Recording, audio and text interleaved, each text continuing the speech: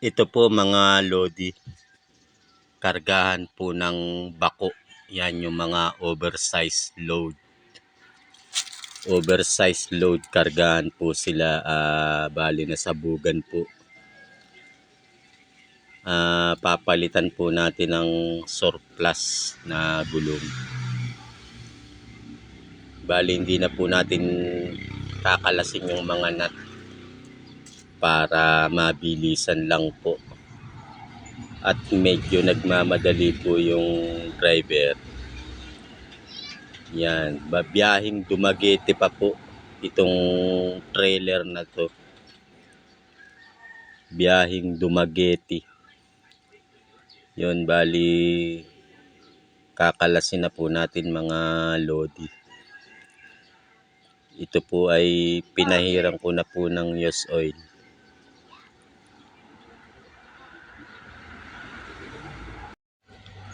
Medyo matarik po yung araw. Sobrang init po mga ka-tireman.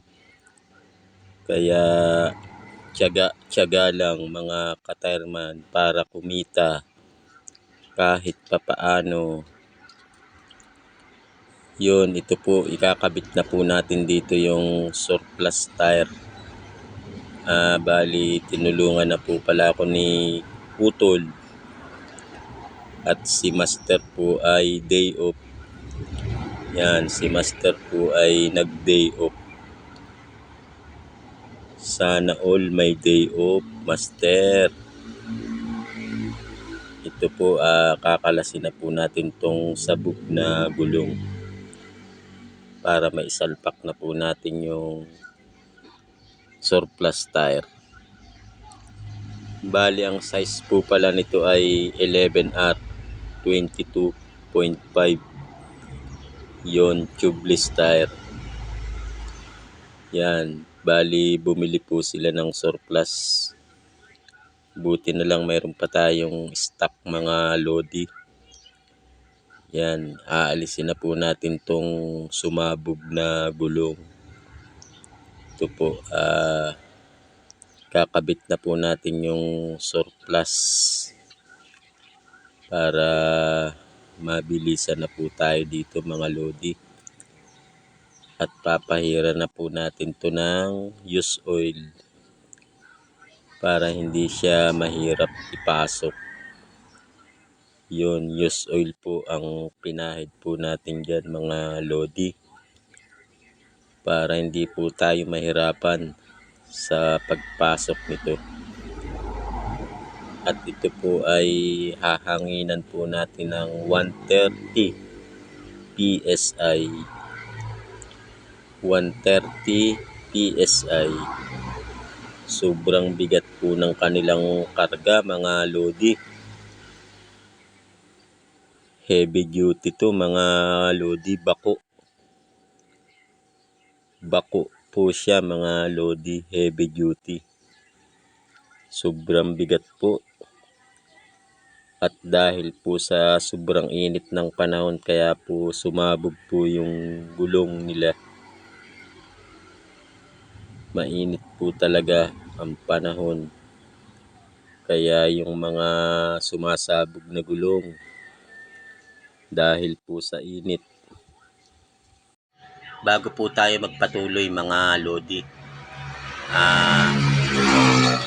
muli po ako nagpapasalamat sa lahat ng mga sumusuporta po sa akin.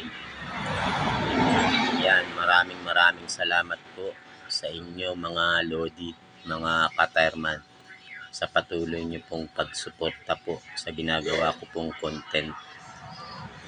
Ito po, hahanginan na po natin ito mga lodi. Gagamitan po natin ng gasolina para mabilis.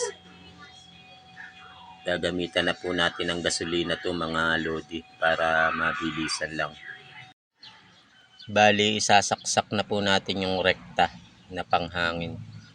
Tapos gagamitan na po natin ng gasolina. Yan, para mabilis po mga lodi. Gasolina talaga ang mabilis. Wala po tayong blaster. Umaasa lang po tayo sa gasolina mga lodi. Kaunti lang naman po ako maglagay kaya tipid pa rin. Yun, pumasok na po yan mga lodi.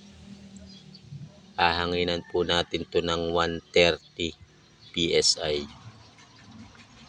Yun, tamang-tama lang po yung 130 PSI. Yun, ito po, tapos na po tayo mga lodi. Maraming salamat po. Muli po, salamat po sa inyong lahat mga idol. Thank you for watching po and God bless po sa ating mga may-ari ng vulcanizing.